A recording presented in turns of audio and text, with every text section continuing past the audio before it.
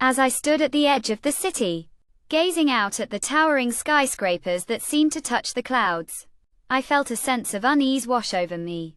It wasn't the city itself that unsettled me, but the mysterious letter that had arrived at my doorstep just that morning. The plain white envelope had no return address, but the words scrawled across the front in bold black ink sent a shiver down my spine. Meet me at the Helix Laboratory at midnight. Come alone. I had always been a courageous warrior, known for my unwavering bravery in the face of danger. But this letter had awakened a fear that I thought I had long buried. The Helix Laboratory was a place of dark legend, a high-tech research facility rumored to be working on projects that pushed the boundaries of human ethics. I had heard whispers of experiments gone wrong, of test subjects who had never emerged from the lab's depths. And yet, something about the letter compelled me to go. As I made my way to the laboratory, the city seemed to grow darker and more menacing. The streets were deserted, the only sound the soft hum of the lab's security systems. I approached the entrance, a towering steel door that slid open with a hiss as I approached. A figure in a white lab coat stood waiting for me, their face obscured by shadows. "Welcome, warrior," they said, their voice low and gravelly. "I've been expecting you.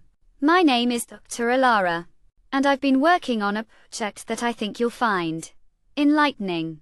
As I followed Dr. Alara deeper into the lab, I couldn't shake the feeling that I was walking into a trap.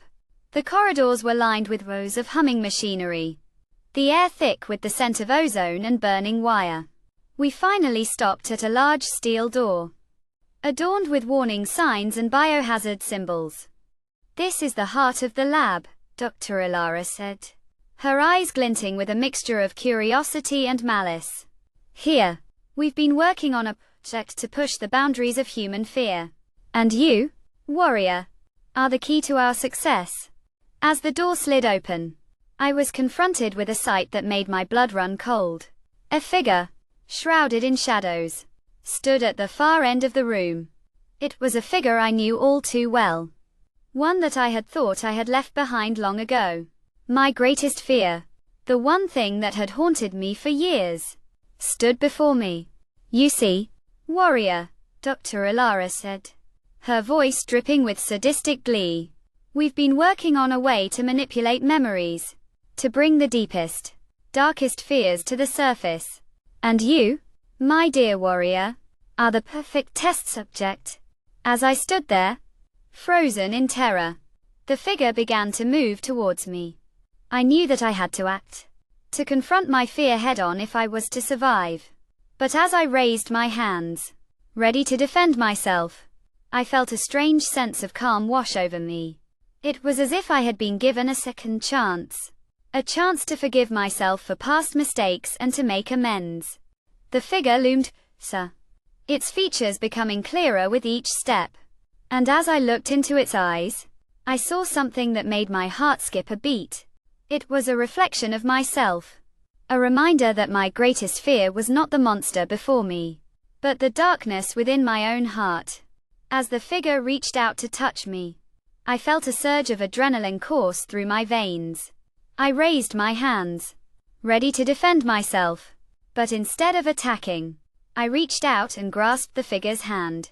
It was a gesture of forgiveness, a recognition that my fear was not something to be conquered, but something to be understood. As the figure dissolved into nothingness, I turned to Dr. Alara, who stood watching me with a mixture of surprise and curiosity. "You see, warrior," she said, "we've been working on a way to manipulate memories. But what we didn't realize was that the greatest fear of all is not the monster outside, but the darkness within." As I turned to leave, I felt a sense of uncertainty wash over me.